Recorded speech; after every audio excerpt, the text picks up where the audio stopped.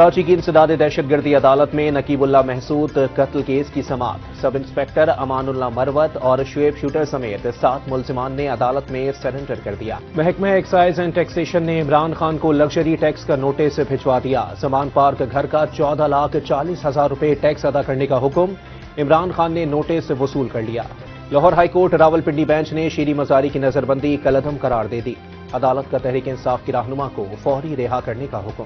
کراچی میں منتخب بلدیاتی نمائندوں کی حلف برداری کی تقریب۔ ضلع جنوبی میں حلف برداری تقریب تاخیر کا شکار۔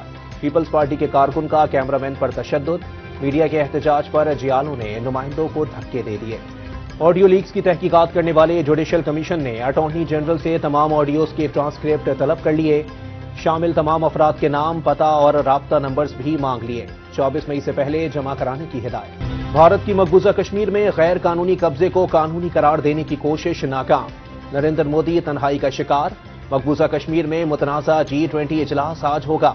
چین کا شرکت سے صاف انکار۔ سعودی عرب، ترکیہ اور مصر کا بھی شریک ہونے سے انکار۔ اجلاس کے خلاف کنٹرول لائن کے دونوں اطراف مکمل ہڑتال۔ میرپور اور مظفر آباد سمیت آزاد کشمیر کے مختلف شہروں میں G20 اجلاس کے خلاف ریلیاں۔ شرکاء کا عالمی برادری سے نوٹس لے کر اجلاس ختم کرنے کا مطالبہ۔ پشاور میں ریڈیو پاکستان کو آگ لگانے والے مرکزی ملزم کو پولیس نے پکڑ لیا۔ ویڈیوز اور نادرہ کی مدد سے مرکزی ملزم کی بقا غلام سے گرفتاری عمل میں آئی۔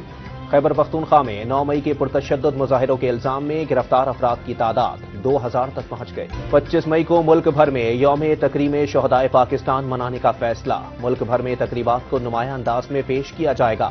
شہداء کے ایصال ثواب کے لیے قرآن خوانی اور دعاؤں کا اہتمام کیا جائے گا۔ اور انٹر بینک مارکیٹ میں ڈالر 1 روپے 3 پیسے مہنگا ہونے کے بعد 286 روپے 85 پیسے کا ہو گیا۔ اوپن مارکیٹ میں 2 روپے اضافے سے 301 روپے کا ہو گیا۔